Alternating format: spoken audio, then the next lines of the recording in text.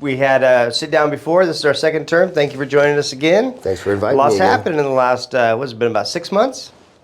Sure, I think almost a We've gone year, through some changes. You've gone, I'm sure I can't wait to hear about yours. This is Arthur Meeker. He's from Extreme Graphics. This is our new, we've kind of rebranded our show. It's kind of who you know. You know, just because our focus is in the community and we're getting to know everybody and we want everybody to kind of get to know you a little bit better. And so something that you said earlier, we started talking, and the one thing that I really loved about what you said about how you hire new people. Oh, yeah. So our hiring process is it's hands-on. Obviously, it derived from, you were talking about the AI app for recording. And yeah, so our hiring is a little different. You know, we come in, ask your age, and background a little bit about you, not too much, but one of the big things is, if you come in and you can change oil, or you believe you can mechanic, we want to have you mechanic right away. That's your interview today. Is I want to have you in the pit. I'm going to have you go in there with my pit tech. He's going to show you where all your tools are, where your oil filter is. We're not going to set you up for failure, nothing like that. We're going to literally give you everything and then say, change your oil. I want to see you do it. Because if you can change oil on your car, then I'm pretty confident you can change oil. Yeah. If you're really struggling with your own personal car, you shouldn't have said you could change oil. Because if you can change oil, you've at least done it once on your own car. Doesn't mean we won't hire you at that point. It just means that I'm going to be kind of weary about what you say you can and can't do. Yeah. As opposed to a gentleman that comes in and says, I really don't know anything, but I'm willing to learn. And that's really that's our cup of tea, because then we get to train him to the T exactly how we need it to be done. And we're pretty comfortable with everything that he's doing because we know that it's how we've asked him to do it and not the old, well, this is how I like to do it, so, which I think that's a really good process that you do. Because I have that problem, and I know Mike has that problem. People come in and say they can do everything, and then when it comes down to it, it's like, what the hell? Yeah. Well, it's kind of hard to take it with a 19-year-old or an 18-year-old or whatever. I kind of take it with a grain of salt. Yeah. Like, oh yeah, I know how to do this. My thing is, I get the same question, and then a month later, the answer is the same. Exactly. I get people that say, I just moved here, and like 3 days ago, let's say. I don't know the area. And I'm like, so you know the 3 main streets? Yes, I do. Okay. Then you get somebody who goes, I've lived here my whole life, and I love it when they're 19-year-olds. Oh, I've lived here my whole life. And I'm coming from a 60-year-old, it's like 19 years, really? Yeah.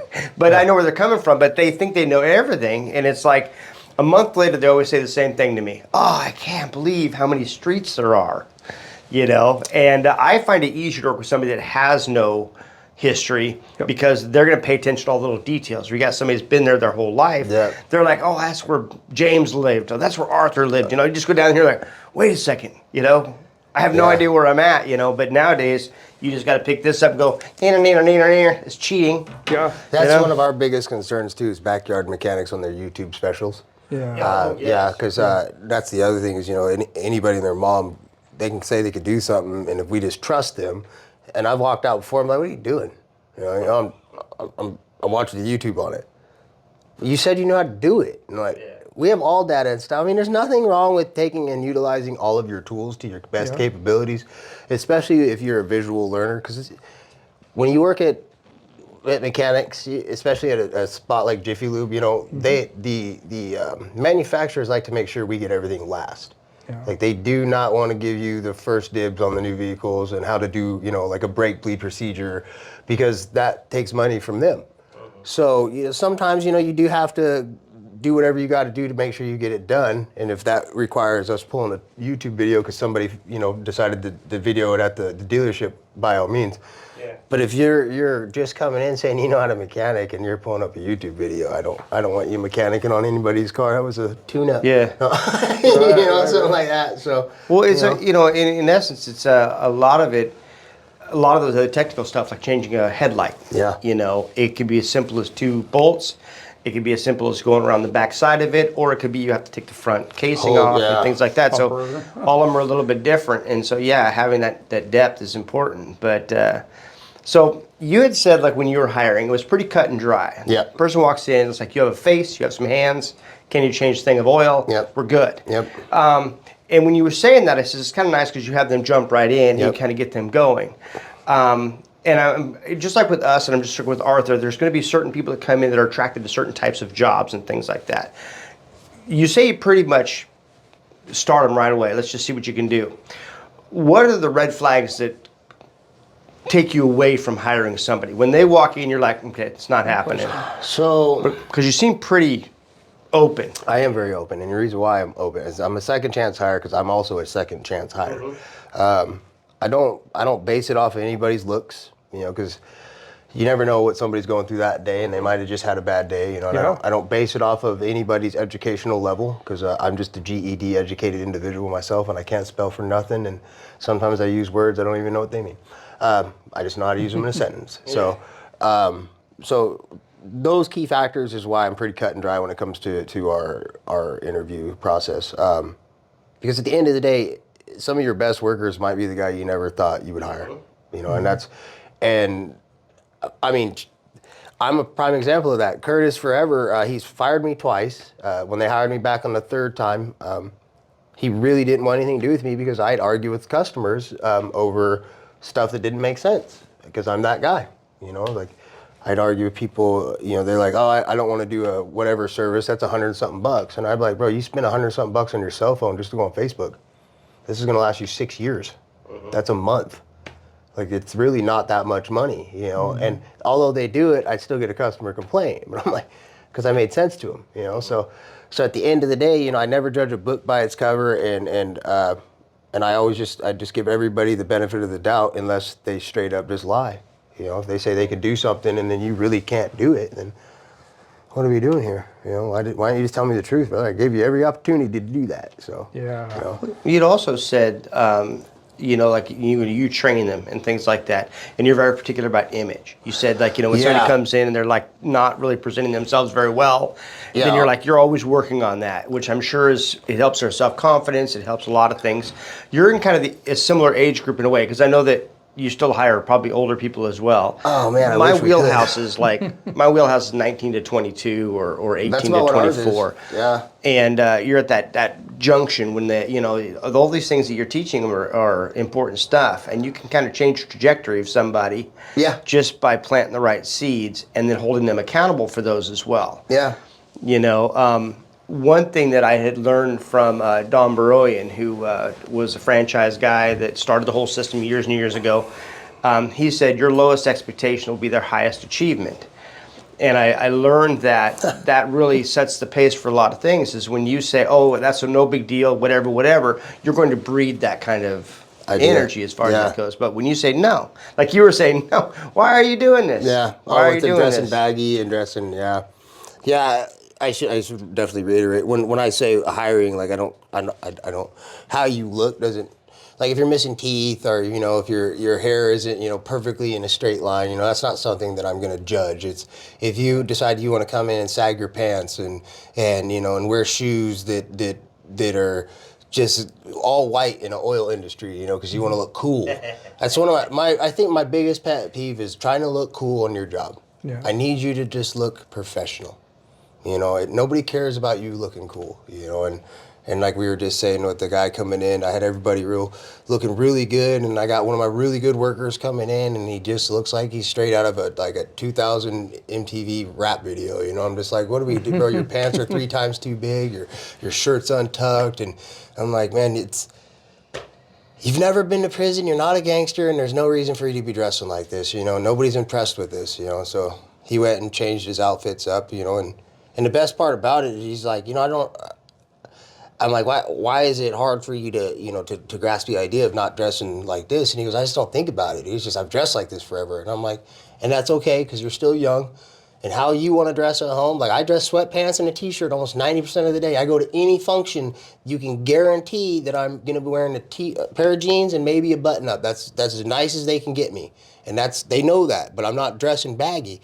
And I go, when you come here, if the nicest I can get you is a tucked-in shirt, but it's 2X, and a pair of pants that are about 1 size too big, I'm happy as long as it looks nice. I can't argue for much more than that. I don't want you to feel uncomfortable, but I need you to look professional. there is a difference. So And standards. it's standards, yes. Standards. Yeah. And set that expectation up front and stuff like that. I run into that in my shop all the time. Especially those 19-year-olds. I don't have a lot of 19-year-olds, but I have such a diverse people. So in the graphic design industry, the graphic designers are very eccentric, and they have this crazy mind of how the world should function. And then you have the guys out in the shop that are, shop boys, So artists in a sense to mechanics. Yeah, exactly. And so I'll never forget the time that my graphic designers came to me several years ago, and they says, "Hey, we should have pajama day. Can we have pajama day at the shop?" And I was like, they wanted pajama day, and you got to understand. I mean, they were all girls at the time up front, and they wanted to have pajama day. So I was like, okay, and without just being really quick, I says, yeah, we can do pajama day Fridays from 4 to 5. That's awesome. Right after work, you can get that going. 4 to 5, and I kid you not, without missing a beat, that first Friday, I come out in the showroom, and where the workstations are, and I was like, where's everybody at? They're all changing, and they'll come out in bathrobes with pajama bottoms on, and I was like, cool. And so then, and just a little bit later, we had a customer come pick up their stuff, and the guy is like just looking around like all these girls are dressed in their pajamas. Yeah. And, but it was great morale.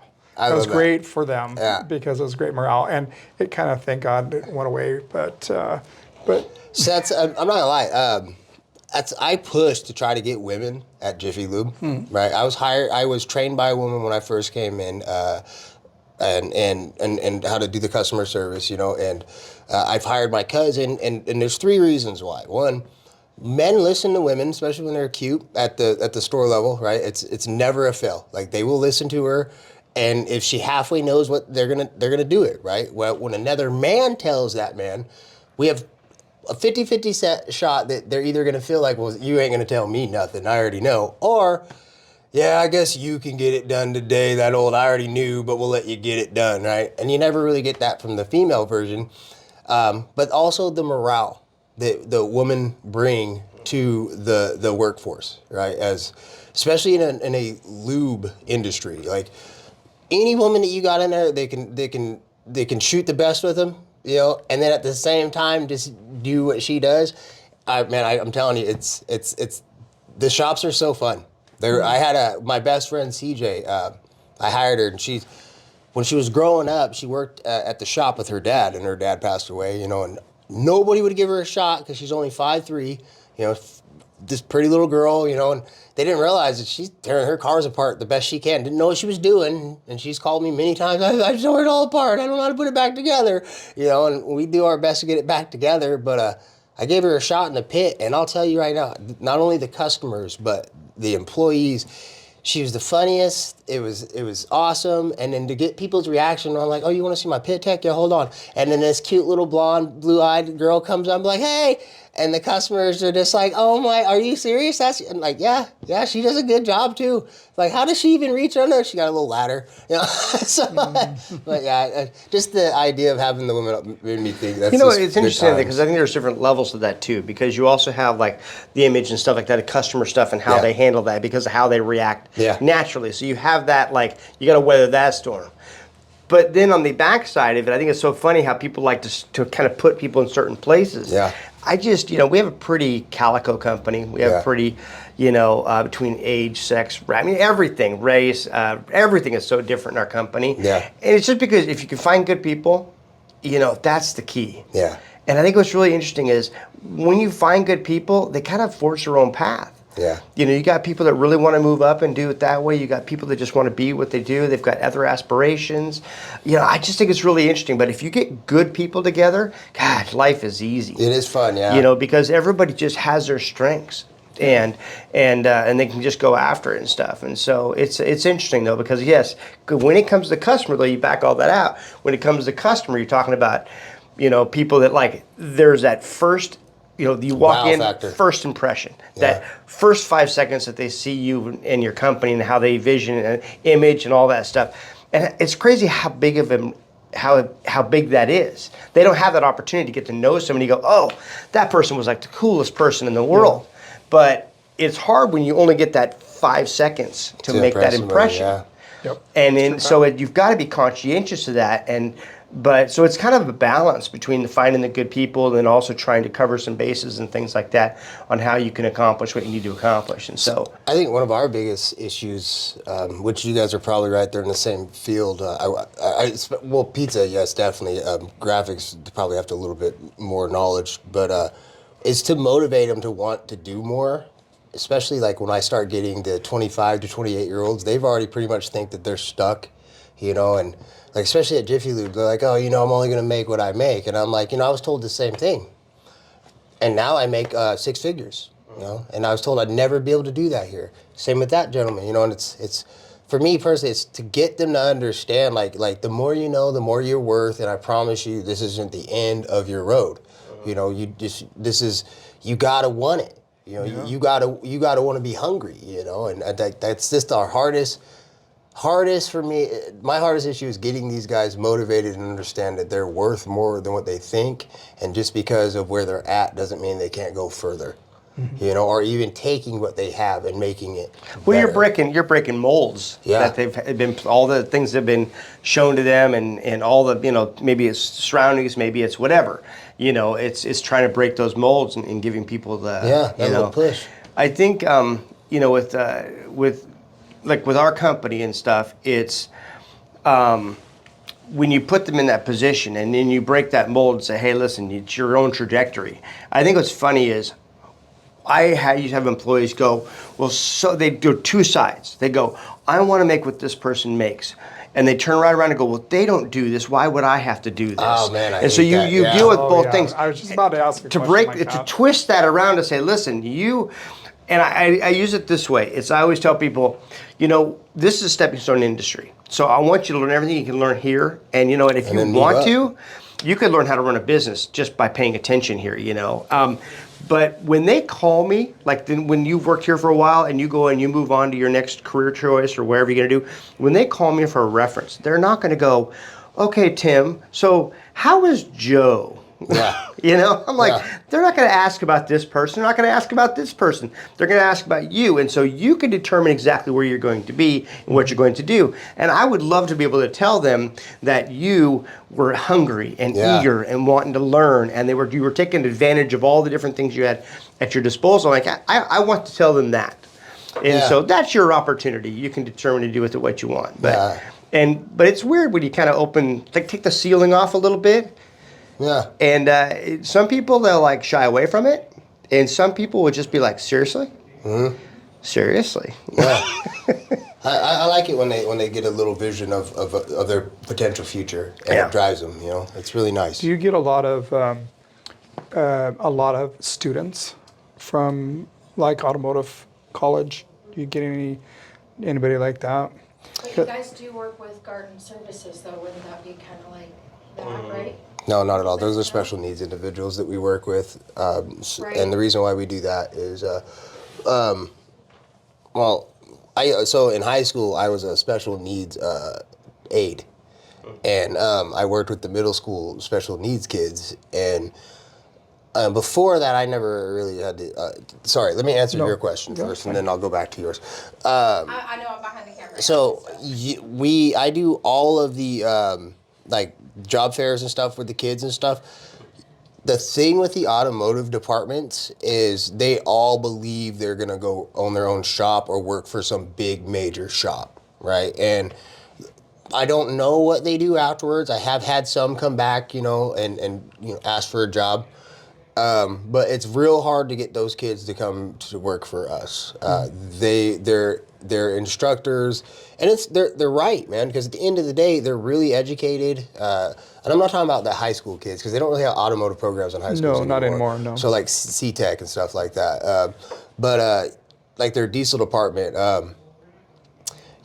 I got one kid to come do an interview, but their instructors are teaching them right. They're like, hey, look, don't doubt your skills and don't settle for anything less than what you're actually put in for, Mm-hmm. And they're right. They're diesel mechanics, and I tell them, when you come to our job site, you're not going to be utilizing your skills to the best of your abilities. I'm going to have you doing brakes and tune-ups, and diesel mechanics, you can make up to $100K a year starting at some places, So I wish I could really get those guys, but I would be doing them no justice by telling them this would be your best bet.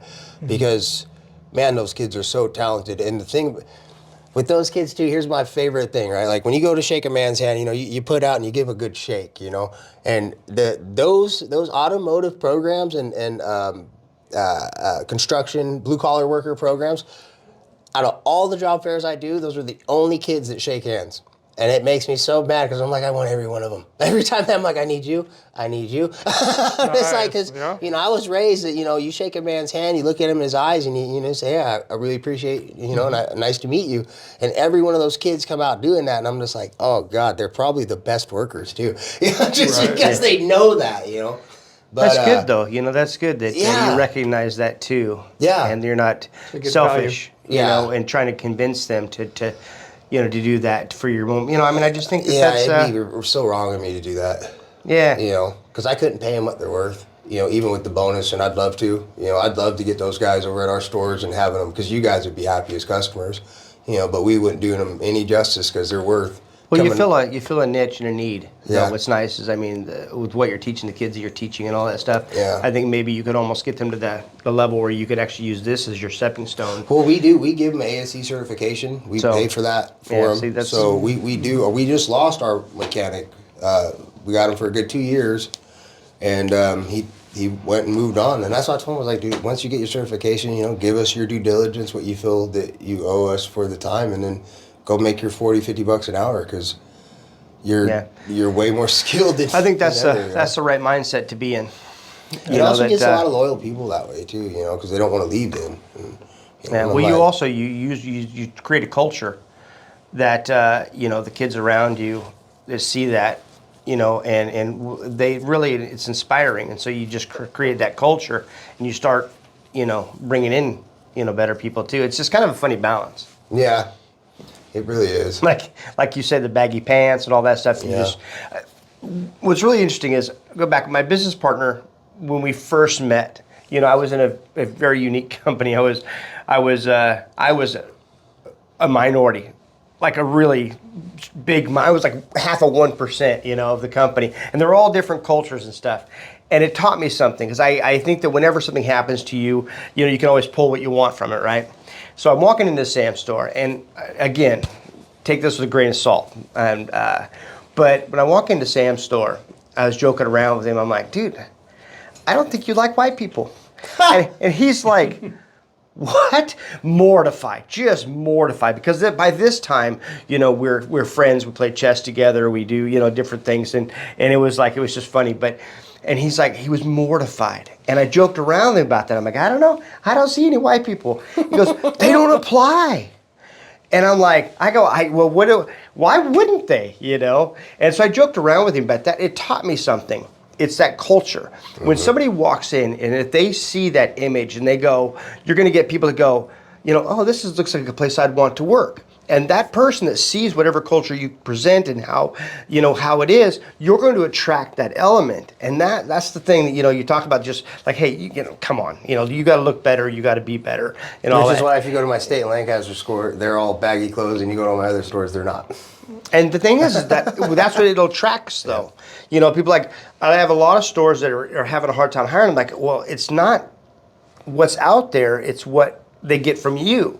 And so, you know, and a lot of times you'll get like a manager for a store. Pretty soon all the employees at the store will be, you know, basically the same as the manager. The same kind of person, you know, and it's just, you attract that. And so it's interesting that it's really important to make sure that you elevate what you're trying to get. But at the same time, when you have the stepping stone, you know, somebody comes in, gets their ASC certification, and then they move on. You know, you really want that. You want somebody that wants that success, that wants to come in and be somebody or do something, because you have those people, you're going to attract those people. It's like a love-hate with yourself, too. When you know, you want somebody to grow and move on, but you're like, dang, I really need you not to, because you are the backbone of this store right now. But I want you to go better your life. Yeah, and you just hope that you can take advantage of that and start getting two of them. So instead of one of them, you have two. And then pretty soon your entire company and it takes a little bit of time. You know, It's a long time. I used to bounce around. For me, I used to go to a store and I was there maybe 3 months. And so to change the culture in that amount of time is difficult. So you have to plant a lot of seeds. You got to find the right person, and then you've got to make sure that you can get as much done as you can. Then I would move on and stuff. And sometimes it stuck, sometimes it didn't. But I want to ask you, how long have you been with Jiffy Lube? I've been with Curtis Kent, which it's their Jiffy Lube, because Jiffy Lube is a franchise. So since 2006, off and on. I've worked for Oil Can Henry's also, and Pizza Hut. But yeah, Jiffy Lube since 2006, and then 2018 I got my job back 4 days after getting out of prison. I was gone for 6 years. So then they gave me my job right back, and I started right at the bottom of the totem pole. And the reason why they hired me right away though is because of my sales, because I was always number one in sales in the nation somehow, and it's just. Really, I've just never been a bullshitter. I'm just like, you don't want to get your nasty fluid done? All right, whatever, it's on you, dude. I don't care, it's your car. Right. And those were my exact answers. And they're like, really? I'm like, I don't care. It's really your car. I just gave you an offer, you know? So it was, I don't know. It's just that got me the opportunity to always give my job back because I'm just real and to the point. So what do you do now for? I am the area fleet manager, marketing manager, event coordinator, and community ambassador. You got a lot of hats. Yeah, it just started out as a fleet management job, and I was at the store level, State and Lancaster, and that was a I wouldn't say failing store, but it wasn't a really good, profitable store at the time, and eventually I got to the top of the sales chart, and 3 years in a row I turned it to $1 million store. My last year there, I sold $1 million in product by myself. The only person to do it out of 2,000 stores, from what I understand, with my car count. There's guys out there that are selling $1 million in product in 6 months, but they also have way more cars than we have. You know, we get about 25 to 30 cars a day at that car count. That's about maybe $1 million in a year. But once again, I'm just straight to the point. I'm honest with you. So customers would usually like, yeah, let's just get this stuff done.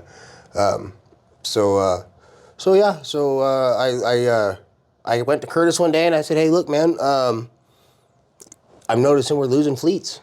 You know, they're going right across the street. They got feet on the ground. Same with Firestone. And I'm like, how long are we going to continue to lose fleets? You know, at this point, I don't even know if I'm going to be able to continue to make money when they're going somewhere else, because it's not because we're doing a bad job. It's because they have somebody else talking in their ear, and the guy at the office don't care. All he wants is a better deal. So, long story short, I don't remember exactly how I fell into it, but I know how I got the Enterprise Fleet account, which was our biggest account to date, which is Enterprise Rent-A-Car. I called Kurt up, and I was like, just let me do this. And he was like, what? He goes, this isn't normal. I go, I know, but this isn't a normal account. So I locked it in, and then I actually wound up locking in. Enterprise took the whole entire plan that I had and set up for them for our 4 stores, and they ran it through the whole West Coast. And almost every Jiffy Lube got an Enterprise account based off of my form, and only Jiffy Lube. Nobody else gets them. So that kind of was like, maybe this dude really does know something. I don't. I know how to haggle, you know, and I know how to look at numbers. I'm not educated in business at all. I just understand how it works, you know. I need to make $1. And I know how much product I have to spend and how much I need to make off of that. But, and then right after that, they gave me a week to test it out. And within a week, I pulled DOS Administration Services, which was another 2,000 cars. And then by, December, I got us on the news. Our fleet increased by like 6%, 1% every month. So I wouldn't say that our sales are dramatically through the roof more now, because, you know, it's still a little bit more, you know, because we're not getting, you know, tires and brakes and everything. It's oil changes or whatever as people are coming in. But our car count is going up, our sales are going up a little bit, and we're becoming more of a known, actual, locally owned company, as opposed to just Jiffy Lube down the road. Well, you've been out there doing an awful lot of stuff to promote that too. I've been trying. You know, I really believe. I don't believe in Jiffy Lube as a company, you know, because it's just another oil kit place. You know, I tell everybody all the time, man, don't talk crap about Valvoline when, you know, because one day you might work there. You never know. And then you have a customer that happens to show up in there like, oh man, you talked all this crap about this place. And at the end of the day, go look at the American Petroleum Institute. They don't have bad oil. And the guy's over there pouring just like you pour, and he's going through the same services. I go, we're about $3 difference and about a $4 difference on coupon. Quit talking crap about them. At the end of the day, you're doing the same job. So I'm not passionate about Jiffy Lube. I'm passionate about Curtis, the owner of the company, and what he does for us. I'm passionate about my guys that are they're trying to make it daily and trying to provide for their family, and most of us didn't make the best decisions in our lives, to where we're financially set, especially the ones that are in our age, 40s or whatnot. But I really want to see these guys succeed. I want to see them with their own houses. I want to see them with the cars that are paid off, and because at the end of the day, everything I do out here for the stores, I'm salary. I'm locked in. And Kurt is the sweetest dude ever. It's whether I'm getting daily customers coming in or I'm getting a fleet account a month, I'm always going to get paid because I'm doing my job. But I'm doing it more and more because I really want to see these guys succeed, man. I want every one of my guys to, when they wake up in the morning, I'm like, man, I work at Jiffy Lube, dude, and look around their house, and get in their car, and know that their kids' braces is taken care of, and I know it's possible because I did it at Jiffy Lube, starting at minimum wage 7 years ago, right back to it, and now with Jiffy Lube, I own 2 houses. I'm worth a little over $1 million. I got a nonprofit. I'm starting to start with Tim Davis from Valor Mentoring. And it's all because of Curtis, how he runs his company, how he cares about and is passionate about his employees, and that really rubbed onto me, and about being more passionate about watching these guys succeed. Because, dude, most of us been there for years. We're Jiffy Lubers, and. Well, what an inspiration! Just that message that you're putting out there for people to, they can do something with their life. You think they accept it like that? You have to start at the bottom, yeah. and you work your way up, and that's a big inspiration, and that's a great mentorship that you do with people like that. I appreciate hearing that. I try, as you know, and sometimes when you tell your employees, things like that, all they hear is you're a boss and you're yelling at me. But it's at the end of the day, it's like I'm not. I don't benefit from you benefiting. No. I benefit from you just doing your job, and that's literally all you have to do, and then I'm doing great. But if you do that plus more, I don't benefit, you do. Yeah, it does. It is amazing though that people really, especially younger kids, they really need to have that somebody that's walked that path that shows them it's possible. Yeah. And that can go back to day one and say, listen, I was in your shoes on this road, the same exact spot you are. What you do is up to you. Yeah. And show them that, hey, because once you find out something's possible, it's amazing, Yeah. Some of the people that kind of forge the new path, I really applaud people that are willing to go out there and do that. But it's just to have somebody that actually walked that and has kind of opened it up, and just, especially with kids that you hire all kinds of kids from all kinds of different places. They don't get that so much anymore. They see it on their phones. They see this mystical lifestyle or whatever like that, and then they're like, well, yeah, nah, I got my job at Jiffy Lube, and it's amazing how you can turn that around to being not, I work at Jiffy Lube, to having so much pride in what they do and how they do it, and that's really neat that you're out there doing that, because that's super needed.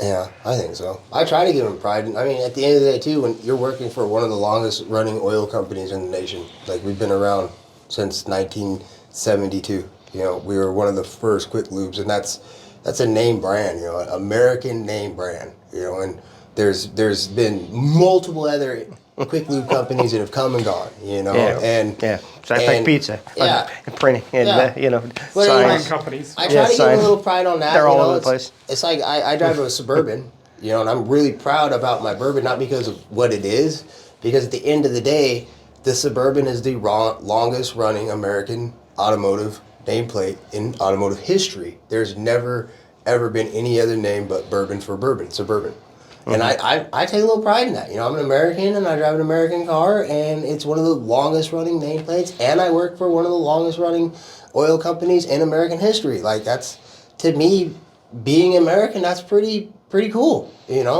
Like, there's nothing more prideful than working for history and driving history. And I mean, even my house is history. You know, I'm out in Turner, and it's really old.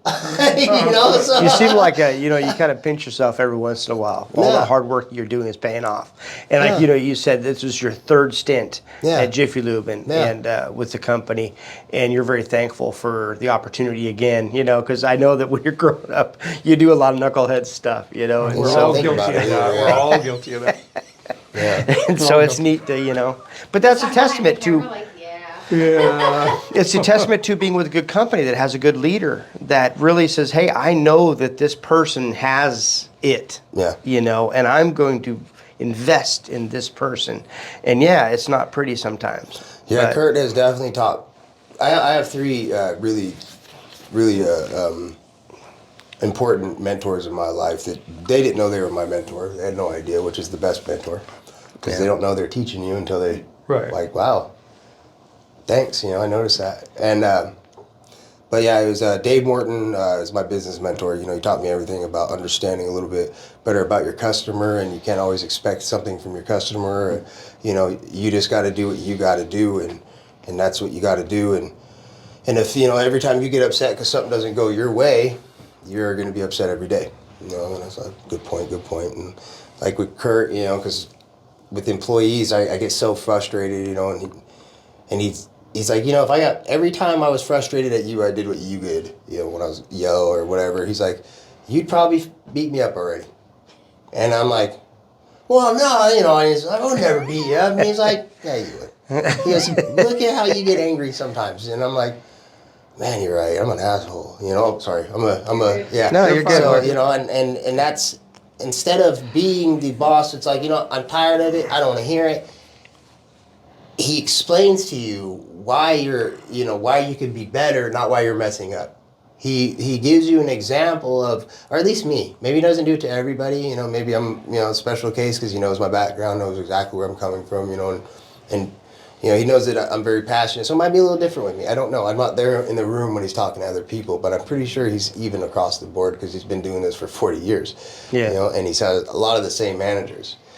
But I say it all the time, man. Kurt, as a boss, is a great friend. Yeah. And that's the best you could say that. When you say how do you describe your boss? Oh, he's a great friend. Yeah. Like there's no other. He'll fire you if he needs to, which is a great friend. Mm-hmm. He'll put you in your spot when they need to. He's a great friend, and he'll pick you up when he needs to. Emotionally. Not just like, hey, you need a ride. That's also a good friend. But yeah, very true. And you said it was, and then there was three. Yeah, Dave Morton, and then the other one was my PO. So my parole officer. He was actually my parole officer multiple times. I did over from 18 to 26, and then I got out. I went to prison at 26, got out at 33, and then wound up getting him again. And he was also my PO's, other PO's, like assisting PO. So he's been in my life a lot. And the thing with him is this last set when I got out, I've been through all their programs that they want you to go through, and obviously they didn't work, or I wouldn't have kept going back to prison, So this time, when I got out, he switched it up. He didn't make me do anything that I already done. It was pointless. And he just basically looked me right in my eyes and he says, look, I'm not going to make you do all the programming. You got a full-time job. You're doing really good. But I can't let you off paper early. Okay, fine. Actually, and that was actually a lifesaver because I had so many hiccups, ups and downs, emotional, because being locked up for so long, you get PTSD, and before I didn't really recognize these things. I was like, those are just weak ways to not, have to do things, because a lot of people would get out of prison or whatever, and they'd say those type things, and I'm like, they're just using an excuse to not work, or whatever it was.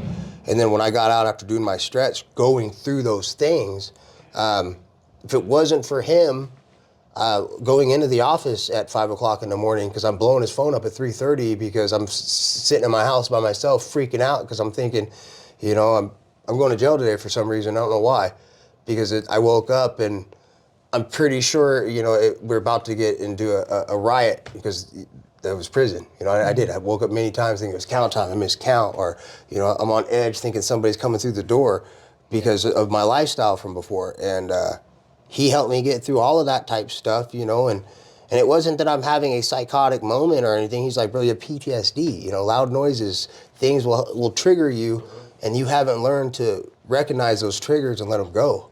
And he called it the snowball effect. And he goes, you'll take a little tiny snowball, next thing you know, you got an avalanche.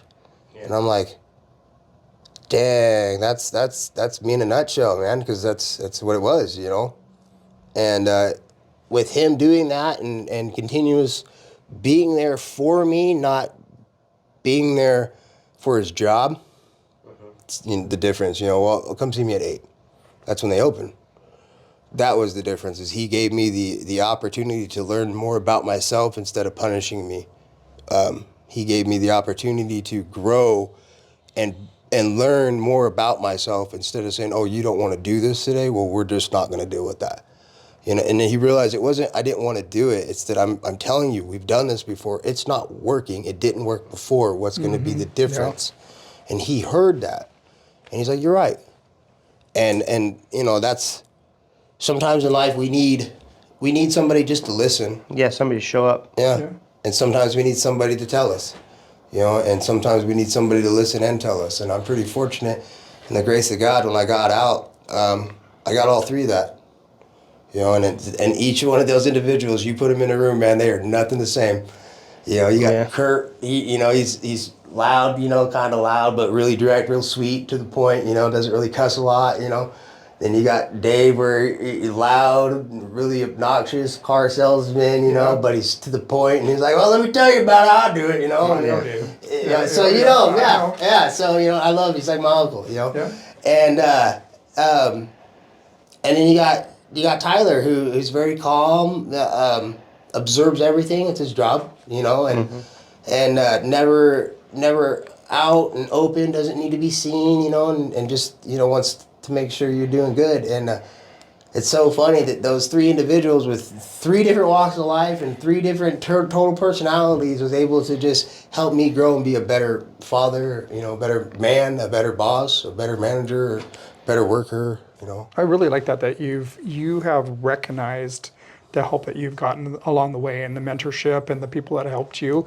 And what I'm seeing is that you're giving that back to people in your life that come into Jiffy Lube for jobs, or anybody that you would meet, that you see if they're struggling, that you have that you have that knowledge. You're kind of an expert at it, if I would say, because you've lived it. Yeah. There's people that are book smart and there's people that are street smart. Yeah. And I think you have that street smart that you can pretty much help anybody and talk them off, talk them into a better life and help them out as much, and take your knowledge. And I think that's fantastic. I really try. That's it. I want to ask you, you've told us a lot about Jiffy Lube and your life with Jiffy Lube. What do you do outside Jiffy Lube? What's your hobbies? I don't have a life outside of Jiffy Lube. Oh, you don't? Yeah, I work nonstop. We know that. Yeah. So Dave actually said this to me about 6 years ago. He says, there's workers and there's bosses. He says, what are you? Because I kept calling him, asking him questions, and he goes, I don't take you as a worker, so stop being it, And when I got out of prison, I was embarrassed. I was 33 years old. I had nothing. I had nowhere to go. My pops gave me a spot in his garage. I got my job back at Jiffy Lube, Jiffy Lube, really? This is what we're doing now? And I had this whole argument with God, I'm like, I can't believe, I literally just got out after doing all that, everything, just to get right back to where I left off. This is where we're at. And long story short, it's exactly where I was supposed to be at, because I met my wife at State and Lancaster, who happened to be at a house only because her auntie let her rent it really cheap, but she worked in Portland. Dave Morton, corner of State and Lancaster. I wouldn't have met him if I didn't work at that place, so forth and so forth. So when it comes to outside of Jiffy Lube time, man, I don't really have any. It's I have goals, I have ambitions, and I don't have time to necessarily have any free time, because on top of that, we also do the car sales, and I have, what I like to do. Let's say that. Yeah, let's tell us that. I love the coast. Oh, Yeah. good. Anytime I can get to the coast, that is my cup of tea, man. If I love waking up, hearing that ocean sound, and just there's nothing better than that whole feeling, you know. And it's only the Oregon coast. I lived in Bonifay, Florida. There's something about the Oregon coast. Yeah. Right off of Panama City, right off the Gulf, you know. San Diego, California, right off the beachfront, you know. And I'm telling you right now, cool. That was nice. It was sunny, warm water, whatever. You know, down at the coast, cool. You know, it's a little salty, beautiful sands. You know, it's a lot of algae sometimes because it is the Gulf, but really, really nice water. Oregon coast, it's freezing. The water sucks 90% of the time. You need a wetsuit, right? Anywhere you go, it's always cold or a good chill, but you'll get nothing like it nowhere.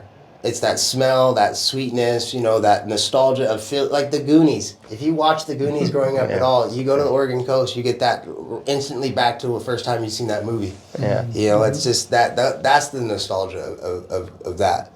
So I just love the coast, man. It's actually my favorite. That was my mom's favorite place to be. She lived in Depot Bay.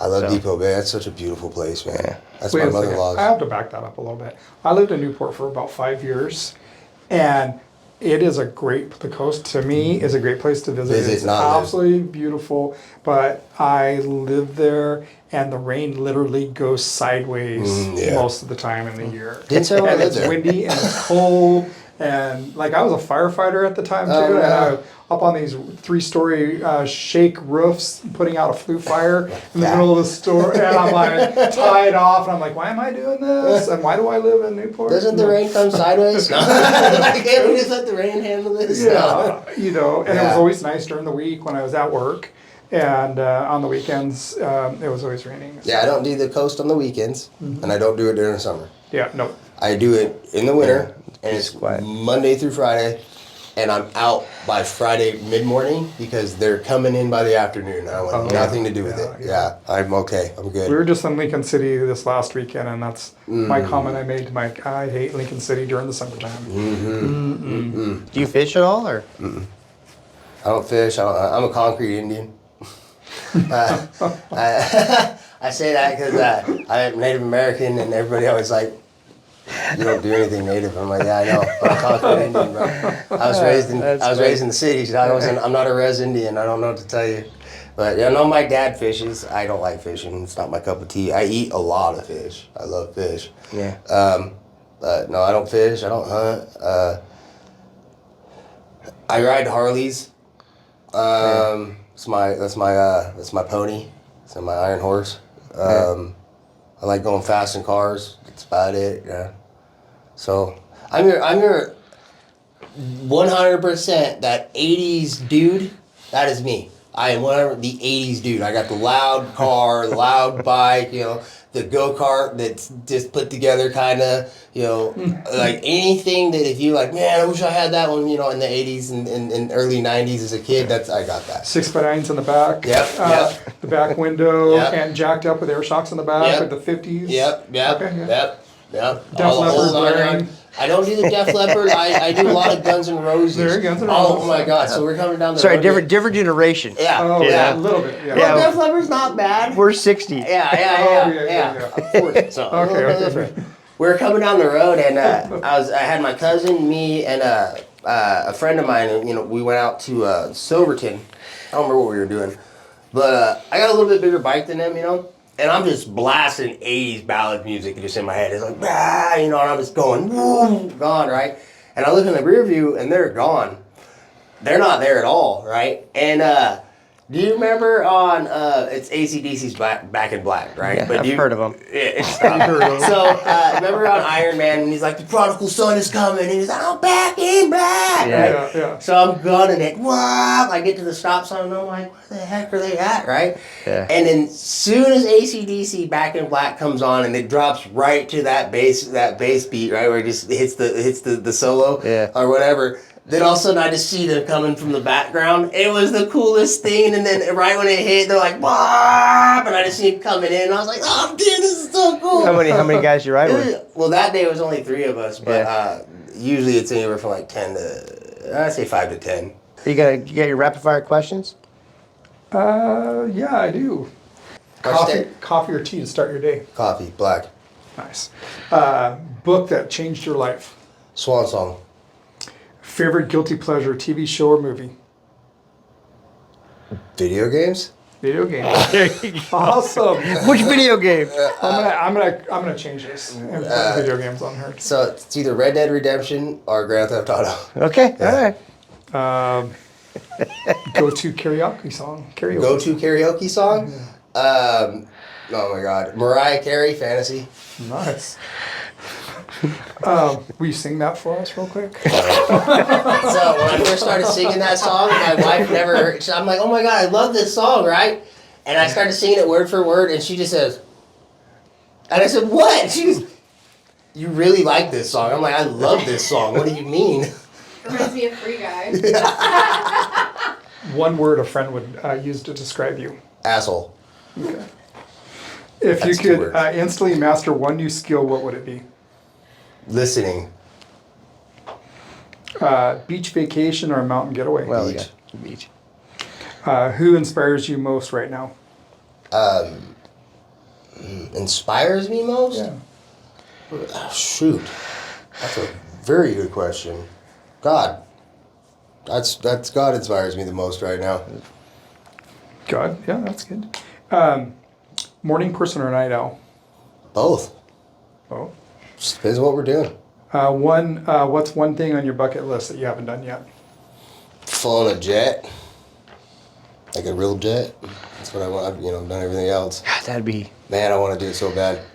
Not like one of those little like Cessnas. Yeah. I want to fly jet. I want You want to throttle down and go? Yeah. Even if I'm in the passenger seat on it, as long as my face feels like it's getting pulled back, I think that'd be a good. Yeah, You you like see- speed, huh? Yeah. Oh, dude. Yeah. That'd be Yeah. fun. Well, yeah, we Okay. got an outro. Thank you for joining us. Thank you for I inviting was me. excited to have you back. And hopefully we can have you back again. Because I'd like to get updates, see kind of what you're doing. It's just I'm always amazed. Especially when you find people in a community that do what you do, and how you're getting more and more involved, and the impact you're making on people. And so appreciate it more than you Very know. impressive. Well, I Very appreciate you impressive. guys, man. So it's people like you that for individuals like me that's coming from my background, prison, and that you open your doors, you open your arms, and you open your hearts, and you allow individuals such as myself to come in and be a part of this. That's the difference. Is if it wasn't for you guys letting me come in, I wouldn't be able to do what I'm doing. So as much as you appreciate what I'm doing, I appreciate you allowing me to do it, because it's the community that we build that builds us. So, and that's just what it is.